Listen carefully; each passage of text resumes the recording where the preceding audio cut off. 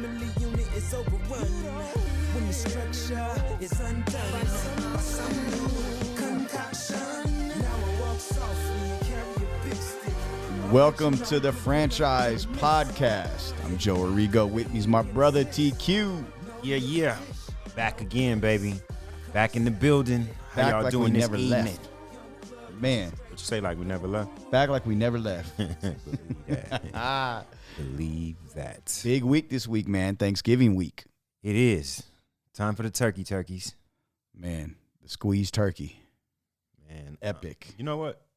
Honestly, we're not even doing turkey this year, man. Really? What y'all doing? Yeah, my mom and my sister are like they on this Cornish hen kick. You know what I'm saying? Cornish hens. They being fancy. So we're doing Cornish hens at the crib this year. Yeah. No, we ain't doing no gobble, man. Oh, man. So maybe I'll be up, long enough to watch the Raider You game won't get the itis. as opposed to being knocked out. You know what I'm saying? Well, This you might may be want- a good thing. Yeah, instead of maybe you need to go get a turkey for that game because they've been playing like some turkeys. Oh, man. The Raiders been playing like guac doo-doo. Trash. It's been trash. It has been trash for the last couple of weeks. Randy Moss said when he was going to get fined, how they asked him how he's going to pay, he say, straight trash, homie. But they asked how the Raiders been playing, straight trash, homie. Yeah, it's been bad. It's been bad. And it's just the same old thing, man. And I get it. We can have excuses and we can talk about this happened off the field and that happened off the field and lost the coach and lost players that everybody loves and blah, blah, blah, blah, blah. Man, the play on the field on every level has just been subpar. And for the longest time here, I have been in the corner of my quarterback. Yeah, let's talk about Derek Carr. Yeah, I've been in the corner of my quarterback. That's my quarterback. Yeah, absolutely. But when you watching on TV, it's a lot different when you're at the game watching. Yep. I got a bird's eye view from my perch. I can see the whole field on every single play. Mm-hmm. And all year long, in games that we've won and games that we've lost, my quarterback has missed multiple open wide receivers, particularly wide receivers. And I don't know if that's been the case the whole while or not, because the majority of the time I've been watching on TV. Right. But this year I'm seeing some holes in the system. I'm seeing some leaks in the pipes. And he's the one to blame for it. He's quarterbacking the ship. Certain things he needs to see. I believe he's not seeing the whole section where I sit. Everybody around is yelling out who to throw the ball to, and the ball doesn't get to that person. So, I can't say that I'm as in my quarterback's corner today as I have been in the past. And the team overall, I think they need to spend time the rest of this season seeing who we got for the future and seeing who we need to get rid of. Well, I have a little perch there, too. A little bit higher than yours, though. You got better seats. I'm in the nosebleeds, but we got good seats in the press box. And watching it, last game against the Bengals, he didn't complete a pass to a receiver till Hunter Renfro's reception late in the game. Yeah. It was all Darren Waller or the other tight end. I forget his name offhand. Foster Moreau, yeah. or the backfield. Yeah, or Jacobs or Drake or whomever. And they've been, the last two games, 0 for 14 on third downs. That's ridiculous, man. I've been a big defender of Derek Carr, as you know. Yeah. Took a lot of heat because, hey, you get him weapons, Derek Carr could be an elite quarterback. Give him some time to throw, Derek Carr could be an elite quarterback. Give him a defense because the offense isn't the problem. The Raiders will win games and go to the playoffs. Well, guess what? Y'all, they have a defense, and they're not playing bad. Last game, that falls on Derek Carr because he put the defense in very bad situations with his inability to get first downs and keep drives alive. So, and I'm sharing this publicly because Kalani Lua wrote it in the Raiders recap that we put on Franchise Sports Media. Mike Mayock, the general manager, is in a box to my left.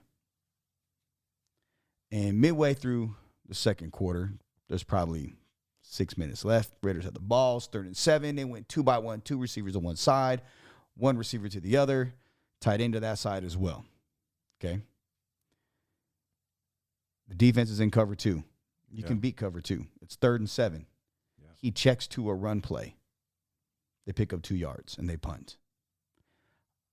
You hear a door fly open. And I look to my left behind me, and I see Mike Mayock. He's as red as a tomato. Mobbing. And I mean mobbing. He had his Raider hat on. Didn't have his normal fedora. He had a Raider hat on, and all black. And he was speed walking like he was pissed off at the world. Hot as fish grease, huh? Bro. Hotter. Walk towards the elevators. So I'm sitting there, and I'm like, okay, Mayock. I look at Kalani. I say, hey, Mayock's pissed. What I said that was? I didn't even see who it was. I said, yeah.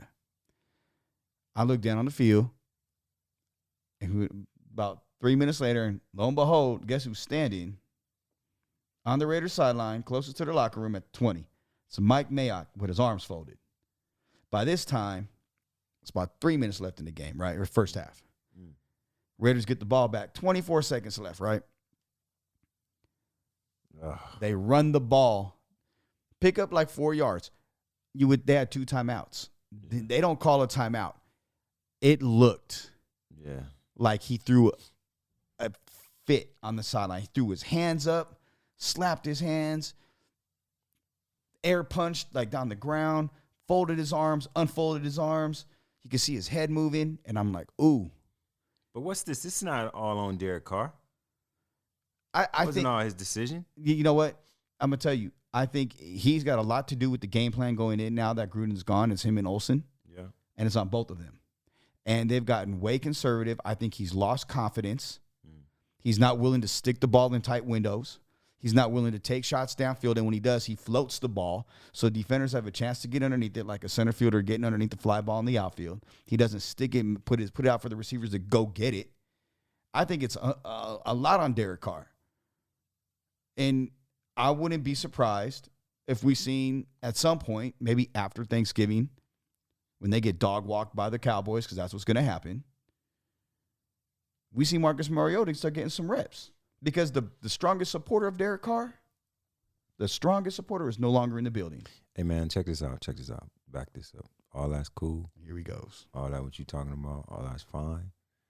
But this whole dog walk by the Cowboys trash that you talking, we're gonna watch our language. Do you think I want this that particular broadcast right here? Do you think I want nobody that? getting dog walked by no Cowboys? The Cowboys aren't as good as the Bengals, and the Bengals beat the crap out of the Raiders. What do you think is gonna happen? Listen, man.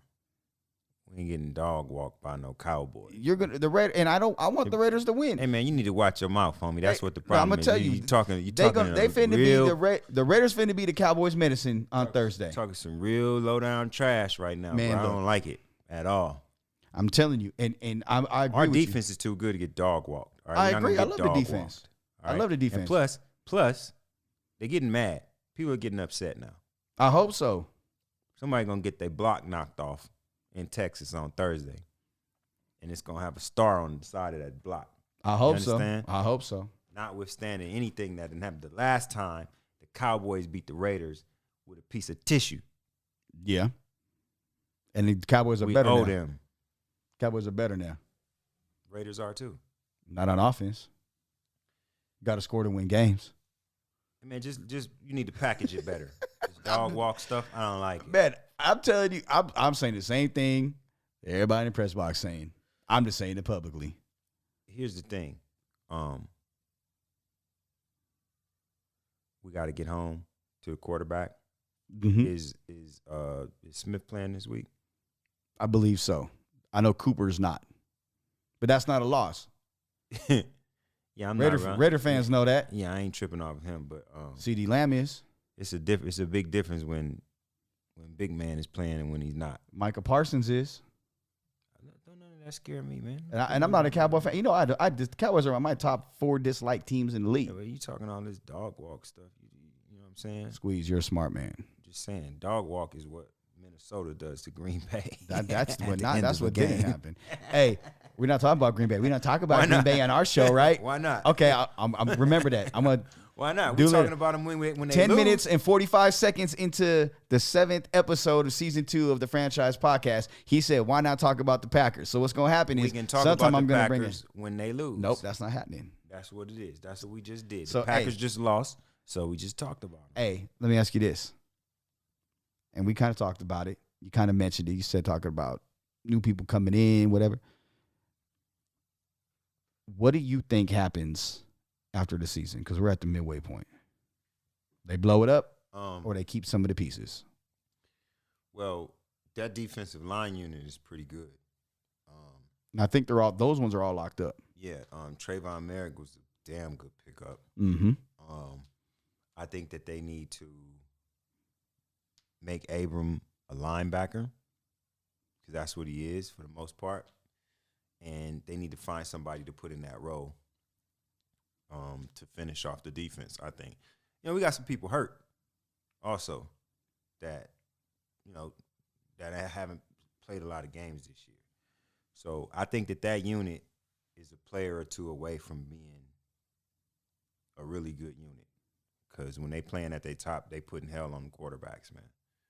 Like they absolutely wreaking havoc back there. Whether they get the sack or not, it's the confusion and the pressure that they create at the line of scrimmage. I think that's wonderful. I think that this offensive line,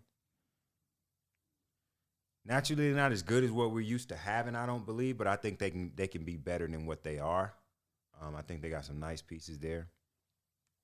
They got to adjust the speed again. But at the same time, I've seen D-Jack get open on a couple of plays. Bruh, a couple? And not get the ball. He's wide open. And then I'm seeing him on the sideline too much. Like what the Lakers added with Henry Ruggs, that threat that we've been talking about. The Lakers? I'm tripping. Raiders. Tripping, man. Just watch the Lakers lose. They're doing the post game right now, and that's on my brain. It's been a lot of losing around me lately. Yeah, I know. You know what I'm saying? So I'm kind of feeling it going into Thanksgiving. I need my teams to give me a little more to be thankful for. But what I was saying was the addition of Ruggs that brought that over-the-top speed opened up a lot for our offense. And if you're going to bring D-Jack in and keep him on the sideline the majority of the game, you're missing that. And that's the difference between the Raiders before Ruggs got here and the Raiders this season, what it was supposed to be. Yeah. It's that speed that causes the defenders to move a step late or be a step out of play because you're worried about that. We don't have that right now. Well, D-Jax is that guy. They're not putting him on the field. They got to put him on the field. They got to put him on the field, even if it's for no reason but the decoy. They got to put him on the field so that everybody's not keying in on Waller or keying in on Renfro. So that's another problem. They're not getting Carl Edwards. They're not getting Brian Edwards the ball. no, And the thing is, I seen a tweet. It was like, well, Brian Edwards has had it's been 3 games and he hasn't caught a pass or done well in 2 of them. You got to get the ball thrown your way in order for you to do that. yeah, that's the truth. But you also said something else earlier. I think that confidence has waned from Derek Carr. He's not willing to force the ball. Brian Edwards is a strong, fighting receiver. it's physical, very physical. Very physical. And it's times when he doesn't look open and he's open because he can fight and go get that ball. Yep. But, if Carr is skittish or if he's not confident, if he's not getting the time in with the man or whatever the case may be, look, I'm not making an excuse, but to lose Henry Ruggs and not replace him is going to throw some timing off. It's going to throw timing off for everybody. You can't replace him midseason. Even with D-Jax. If it was Odell Beckham, there's no replacing what Henry Ruggs does because no one runs a 4-2-3 or whatever. There you go. That's available. And even if he's not running it, It's the legend of the ability. That's what's Right. in the whole secondary's head when the Raiders come out on the field. And when that's gone, you know, they can key in. They can just key in. So you brought up Carr. That's the last person you didn't talk about. We talk about blowing it up or keeping him. Like, I don't believe they'll keep him. I'm starting to feel like they won't, to be honest. I think at the end of the day, if you look at the way we was talking, that even when Gruden was here, I know you say that was his ally in the building, but that wasn't the greatest ally in the world. Every time it was a possibility for, you know, to talk about another quarterback, whether that was Brady or Aaron Rodgers or whoever the case, I mean, Gruden wasn't backing down from it. who says that was Gruden that was leaking that and not somebody else? I mean, maybe you might be right. You might be right. I don't know. But what I'm saying is I believe this year was the show me year anyway. Yeah. Anyway. So what, year 8, 9? Yeah, something like that. So it's you either got to have the best season you've ever had, because you should have had at the beginning of the season. I think he had some of the most dynamic weapons he's had since he's been here. I'll say the best weapons he's had since he's been here. Plus a real knowledge of the system. Mm-hmm. So you were supposed to come in here and show everything that you can do. Now, okay, it was some serious adversity this year. I'll be the first one to say that. The off the field stuff, losing Gruden, Ruggs, Arnett, across the board, all of it. And it's other stuff going on in the organization that we don't know about. Badane. Yeah, I don't think Arnett was a big deal. I mean, who knows? I'm just saying it's a lot. But at the end of the day, what do you do in the face of adversity? If you're the leader of the team, can you keep the ship afloat? Okay, so that can you bring the ship in the shore, or are we gonna hit the rocks and sink to the bottom? So then that leads me to a question: is what we've seen out of Derek Carr up until this point, is it all fake and a facade? It's or is it this the real Derek Carr now? The guy who's sounds defeated and the guy whose posture in press conferences has drastically changed from in the past. Is this the real Derek Carr, or is it the guy that we've seen during his time with the Raiders? I don't know, man. I know, pressure bust pipes, pressure make diamonds too. So it's a lot of pressure right now. You keep Mayock? Like I said earlier this year, I want to see.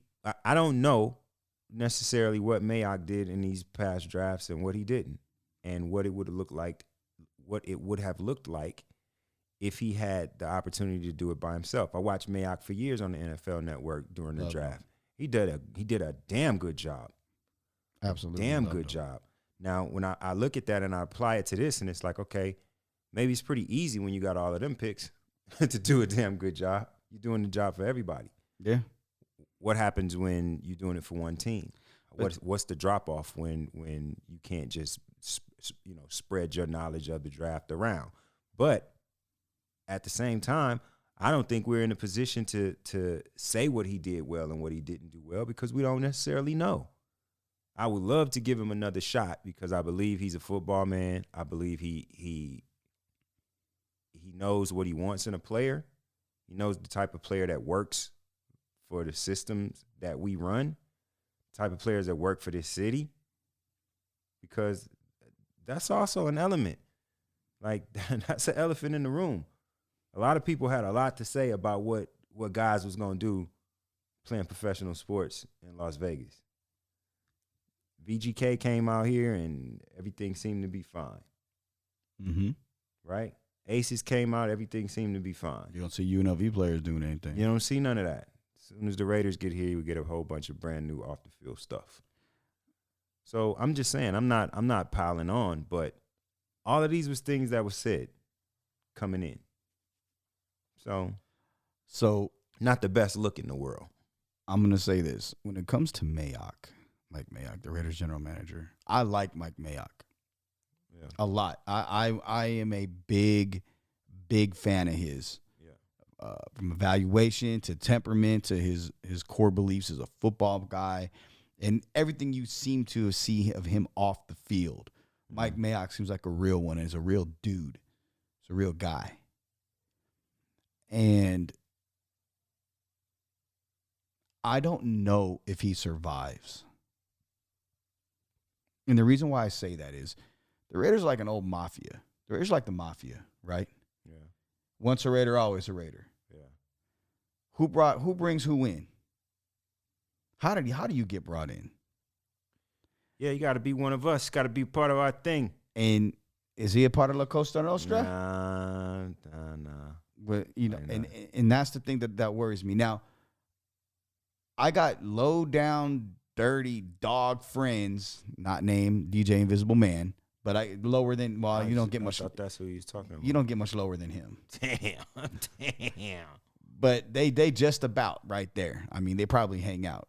Yeah. That know some people in really high places that give low down dirty information. Whoa. Low down dirty.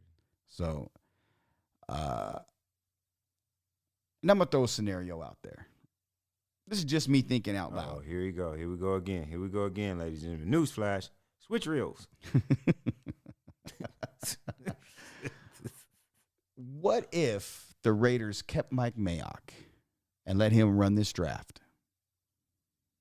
But they brought in someone that's worked in 4 different organizations, one for almost over a decade, almost 15 years, that has ties to the Raiders from his family and has worked under general managers like Ted Thompson, John Snyder, and Bill Belichick, and John Dorsey. What are we getting at here, man? What if they brought in Elliot Wolf to be the number 2, Ron Wolf's son? And if Mike doesn't work out, you elevate Elliot to the GM. So wait, you're gonna start it out with them both? Elliot's What are worked you under saying? GMs. Elliot's in New York or New England, and he's like same thing. Like he wasn't like a vice president of pro personnel or player personnel or something. He's not the decision maker, and he's not the GM. He's like the number 3.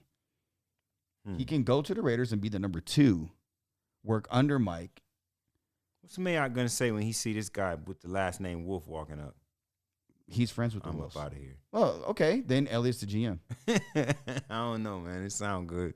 I'm just saying because I don't think Bisaccia keeps it. I thought he would, and I wanted him to because I like him. Yeah, I don't know. I don't think he keeps the job.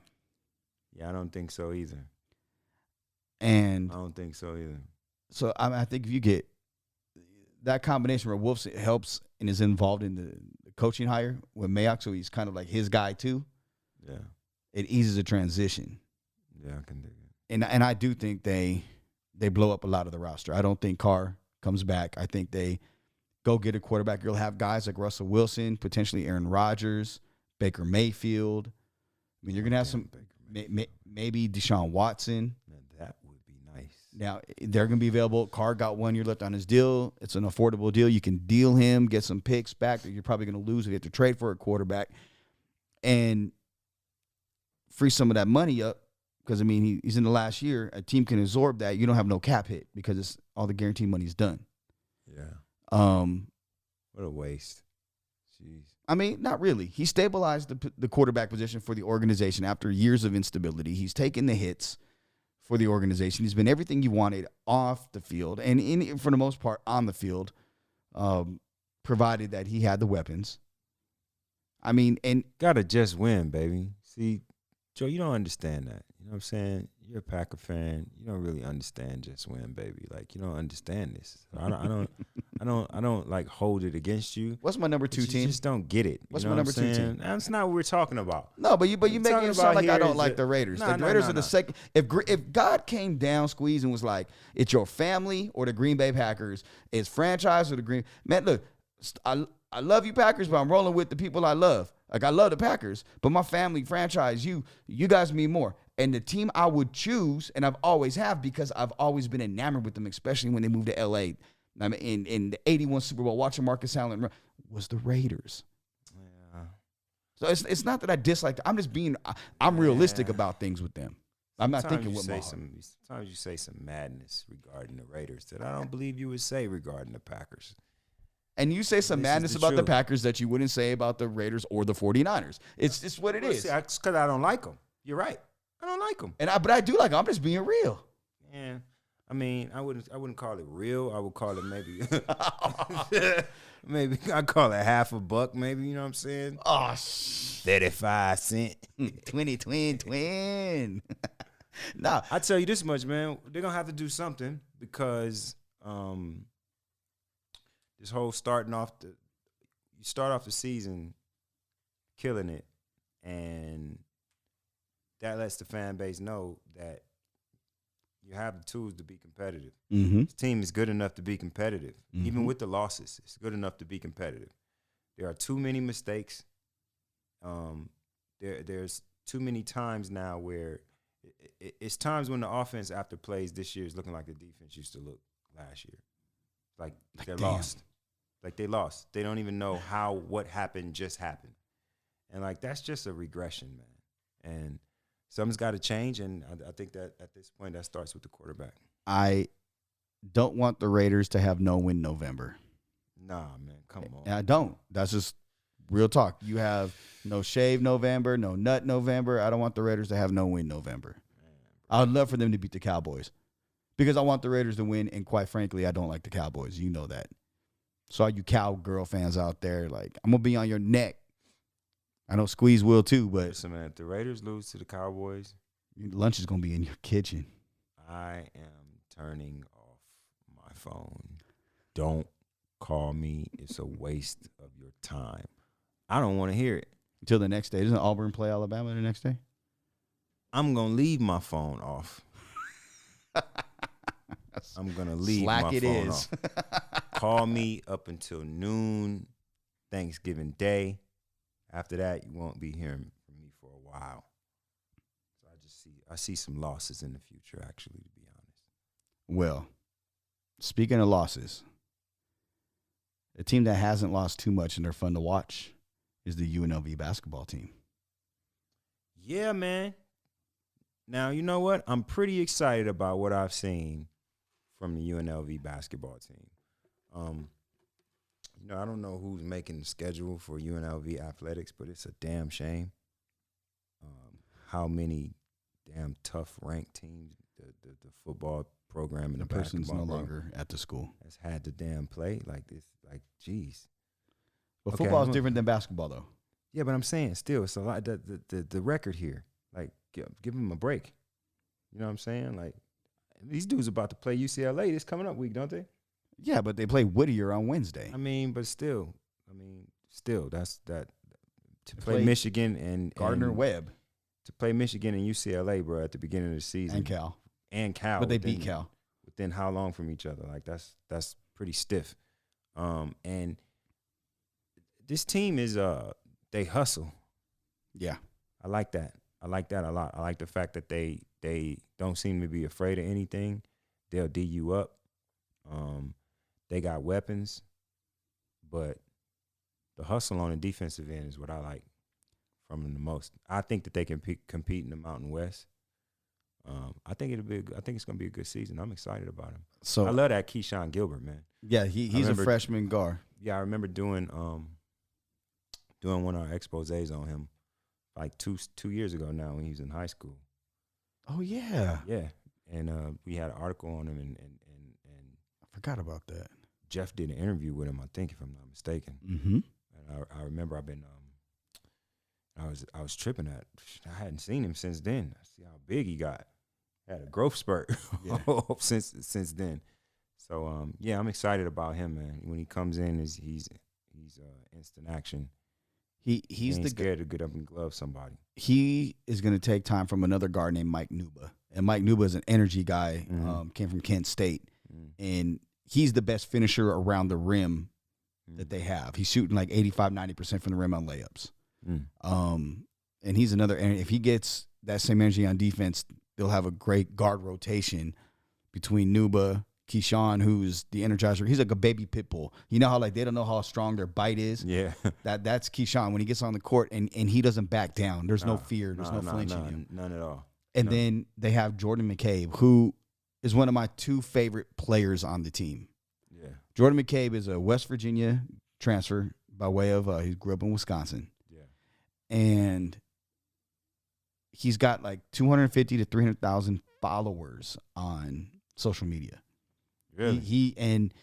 He is the best guard since Dickler for UNLV, and Dickler got done playing in the early 2000s. Yeah. He is a leader. He can knock down the three, talks trash, plays defense. He's really an extension of the coach. And they haven't had that at UNLV in a number of years. And I know there's guys like Marcus Banks that play there, and there's no disrespect to them. Right. Like guys that came after Greg Anthony. Right. Just that Jordan is that guy. And he's putting players in their place on the court. Mm-hmm. And it's to a point to where there's a player on the team that has turned the ball over a lot recently. Mm. And I was at the game, and it was like 2 minutes. The guy had 3 turnovers in 2 minutes. Coach goes, go in, pulled the guy, and Jordan went back in there, and he's in there with red cheeks because he's so tired. He leaves it all on the field. Yeah. McCabe is a real deal, but my favorite player on the team with him is Donovan Williams. He's a 6'8", 6'9" forward. Long dude. Reminds me of Stacey, like a poor man Stacey Ogden for UNLV fans. And the dude gets out there and he, plays defense, great weak side defender, can bang out, can shoot the three, can do it all. Yeah. And I really like him. And between that group and then Ham, the big center, again, a big shot blocker, athletic. UNLV, they play great defense. That's what I like. Scrappy. They're a real scrappy team. They fun to watch, man. Come out and support them. Juwan Howard said that. Like he said in postgame that his team struggled with them, and they was playing Michigan tough, man. Especially the first half of the game. Like they was playing them tough. Like they was having problems with them, and a lot of teams are gonna have matchup issues with UNLV. They're not gonna expect it. They're not gonna expect the defensive speed, the ability to stay with, bigger, stronger guys. Yeah. Because that Michigan team they some real athletes. Big boys. Yeah, some big dudes. And UNLV held their own for most of the game. They damn near beat Wichita State, which is a good team. They got screwed out of that one, though. Right. I was watching that. It's a long night for me. Right. Better game than that game. Yeah, this is gonna be this season's gonna be good, man. So I hope everybody just comes on out to the Thomas and Mack, man. Fill the place up. Let's support these guys. Like they can get into the tournament this year. I like Kevin Kruger. Yeah, it seems I like the way he assembled this team. It's like they're all buying in on the defensive side, and that's always a good foundation of like good things to come. You can get them to buy in on that side of the ball and understand that wins and losses are gonna come for this particular team. Yeah. By what they do on the defensive end. That's a good foundation for the future. I like his calmness. Like he doesn't get too up or too down, even though against Wichita State he kind of lost it a little bit at the end. Yeah. But they got jobbed out of that joint, man. Come on. But he's real calm after big wins. He'll just walk up, shake hands. Even in his press conferences, he's very good. This is a mature team. Yeah. There's 10 new players coming into this team this year. They're gonna have practically a whole new team next year. Yeah. And they do a great job working the portal, transfer portal, bringing in JC guys, which is what they did a lot of, and then that's good, man. Getting the high school circuit. So just gotta get the city back galvanized, man. That's gonna happen with some wins. You know what I'm saying? And once we can get the people out to watch them, to see how they win, like it's a very Las Vegas way to win. Like they work hard. They work hard for the whole game. Yeah, it's not Tark. It's not what you've seen with Tark. No. But growing up, we witnessed that on Channel 9. Yeah. KCAL Channel 9, like West Coast Conference basketball, and it's watching the Amoeba defense and them beating you defensively, but they made it look so easy offensively because of how tough they play defense for 94 feet. Right. That, we as fans, I think everybody, that's the problem in Las Vegas too with everybody. We get stuck in that mode. Like we want to have those Tark teams, and I don't think we're ever going to get back to that. Yeah, that don't really exist anymore. But like this is for the couple of years that I've been covering UNLV basketball, this brand of ball is way more interesting. Like it's way more fun to watch. I think this is a team that has a personality that the fans can get into and get behind. Because of that scrappiness, like everybody loves to see people diving for balls and accepting the challenge. And, getting a glove on a guy that's just bigger, stronger, and expecting to just bowl over you. Yeah. I think it's going to be a lot of that this year with this team, and I think that's what we like. So come on out to the Thomas and Mack and see him, man. A lot of times when it's it's been down, it's been a lot of losing. A lot of the fan base may think it's the same old thing, so they don't even give it the shot. I say give it the shot because if you love UNLV basketball, you've been down with UNLV basketball for a while, you're going to see this is a little bit different than what we've seen lately. Yeah, I think this goes to a bigger problem with college basketball. Guys doing one and done, you don't get a chance to follow guys and whatnot. Right. But I agree. And the best time is the holiday season. Yeah, man. That's you can see it early. You can see it really early whenever everybody feels like they have a shot at this time of year. These guys out there playing like they playing their butts off. So if you guys are in Vegas and you hear this before Wednesday or at Thomas and Mack Wednesday night against Whittier College, go to UNLVtickets.com. Mm-hmm. Check out UNLV. You can get all your tickets there, for any sport. So they're very affordable. Always good seats. And then what, Friday is they play UCLA, right? Or is that Saturday? I think that's Saturday. UNLV football plays Friday. They go up to Colorado Force, right? and play on Air Force, So I mentioned the holidays. Yeah. And every year you do a holiday song. You do a Christmas song. Yeah, most of the time. Like your Donny Hathaway, This Christmas is still one of my favorites. Thank you, brother. Thank you. So this year, you're doing another one. Now, are you going to give anybody any secrets of what holiday song, Squeeze or McSqueeze, Santa Squeeze is going to sing? I got a tip. Go ahead. Come around Friday. After you get all full with turkey and everything else. Shopping on Black Friday? Yeah, you know what I'm saying? Like, dig around the website, maybe around midnight, early in the morning Friday. And it might be something new and jingly for you on there. You know what I'm saying? Like I have a holiday EP called Christmas in Compton, and I just kind of add to it every year or every other year, add a new song. So just finished another one that we're gonna drop Friday, and we're gonna add that to the EP package, and that'll be up on the website for y'all to enjoy, man. I just feel like it's time to get in the spirit, because man, we had a rough run the last couple of years. You know what I'm saying? Yeah. And here we are with Thanksgiving week 2 days before, and it's just this year even more so than others, man. There's so many things to be thankful for, and with so much stuff that had happened over the last couple of years, like so much death, so much anguish and pain. I'm literally just ready to like get to Thanksgiving and get the jingle bells going. You know what I'm saying? For real. I feel like, I just feel like, man, we all need something positive to lean on right now. And the holidays are coming around right on time. Like, it's been hell for so many people. Last 18 months, 2 years, man, it's been some of the roughest on record for a lot of people. So, I just want to take a little time to say how thankful I am, for my family, for my friends, my partners, you, my brother. We've been on a ride trying to put together a brand new company. Sometimes it's great and wonderful. Other times it's getting on our nerves, driving us crazy, as is the same with any company. I know so many young entrepreneurs, man, and they're just like literally going through the same things. It's just a part of life. But the fact is, we got 10 fingers and toes, man. Go to sleep every night. We wake up in the morning. We got a family that loves us. We got friends. We got a network of people who have our backs. At the end of the day, neither of us has really ever been hungry. Yeah. You know what I'm saying? Yeah. And all of the time that we spent here on this earth. And that's a blessing. And what I normally do is, sometimes you're down in the dumps and you're just feeling it. Sometimes it's just a weight of life, right?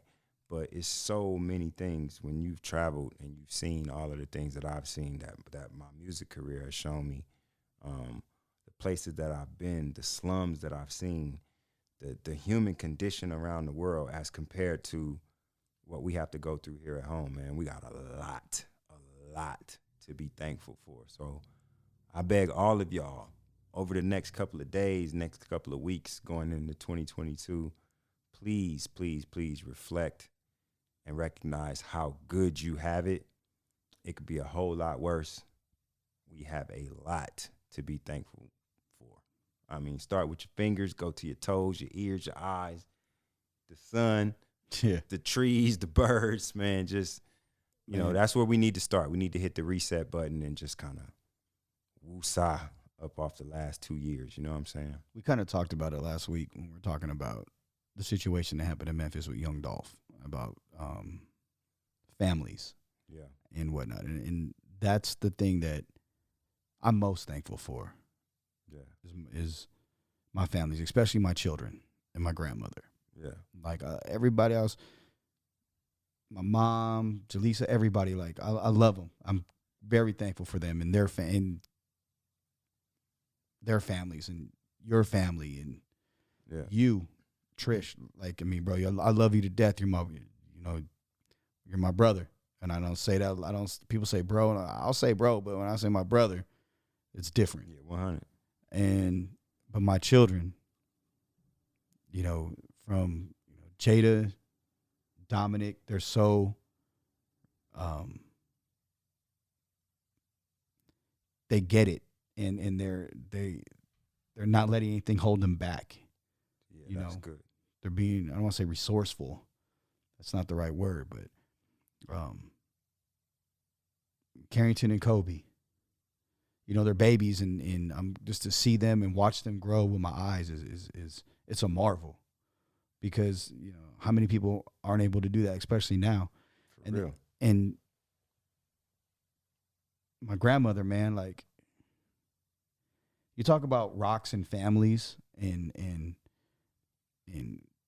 people that get through everything, man. My grandma she's an angel. Like, everybody feels the same way about their grandmother or their mother, but my grandmother, like, truly is. And like, without her, man, like, I would be in that position at times where I wouldn't have a meal.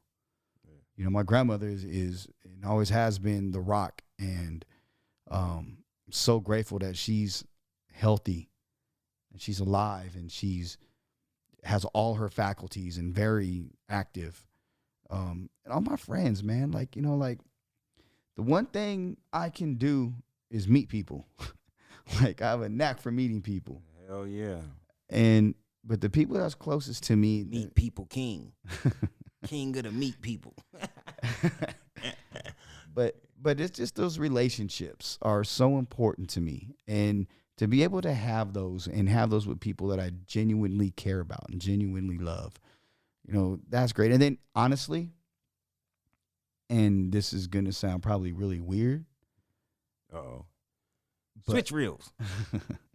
but everybody that is I've come across and met on social media and through franchise, some of your fans, from music, that, you know, obviously I played the back a lot of the time. You know, they didn't know who I was or know who I am, and then it's like, oh, this is my bro, and people are like, huh? Some people did, but the people that we come across on social media, I'm grateful for them. The people that follow the franchise and support us. I mean, you kind of touched on it, man. Being an entrepreneur is something I've never done before. And it's all, for me personally, it's all new. And there's a lot of growing pains. But if we match each other's hustle, That's the key. there's nothing that could stop what we're doing. And we have a movement, man. Like, what we're doing with this show and with our company, with the content that we get out there and provide, and Trish directs and produces and puts all together, man, we're impacting lives, man. I mean, Yeah, for sure, man. Like, it's a blessing to have a platform to even something like this where we can just sit here and say what we want to say. Yeah. Like, it's a blessing to have a platform, but it's also a blessing to see that, you know, the people that we're trying to reach, they're starting to grab a hold of it. So I'm thankful for all of the growth that we've had this year, all of the people out here in Las Vegas and beyond that are supporting the work that we're doing. Thank y'all so much for reading our recaps. Thank you for watching the franchise highlight reel. Yes. Thank you for just the love that the city has shown us. We really work hard to try to bring you guys the best possible sports news content as we possibly can, and we really put our heart and soul into it. Like, Trish is sitting at her computer editing content for this company around the clock, like literally around the clock. And, you know, every time you guys press play and watch it, every time that you leave a comment, every time that you share it, just want to let you all know we absolutely appreciate it. You buy the picks that's in the galleries. Man, thank y'all so much. It does so much for us, for our company. Like, literally, we you know, it costs a lot of money to take on a undertaking like this, where you're literally trying to cover professional and amateur sports for a whole city, and a city that, you know, Las Vegas is a city that it has arms and legs. Yeah. It spreads, you know what I'm saying? So it takes a lot to cover it. So we thank you guys for the support. Thank you for tuning in to me and this guy, listening to us talk trash. Yeah. And I thank him for the hate. I thank you for the hate. I thank you for the doubters. I'm thankful for you because you fuel us. Yeah. You fuel us. When we know when you out there talking some head, and it gets back. This is a small city, and it's small circles, and it gets back. And that's why when you see us, now y'all don't look at us or put your head down or won't say a word, because you know we different. We are different. Working, baby, working. Well, that's it for this week's show. We out of here. It's Thanksgiving. Happy Thanksgiving to you and yours. God bless you. Make sure you guys stay safe. Please don't drink and drive this weekend. Call an Uber. Live something. And don't get the itis. No, get the itis. Yeah, get the itis. You earned it. Lay your ass down and go to sleep. See y'all next week.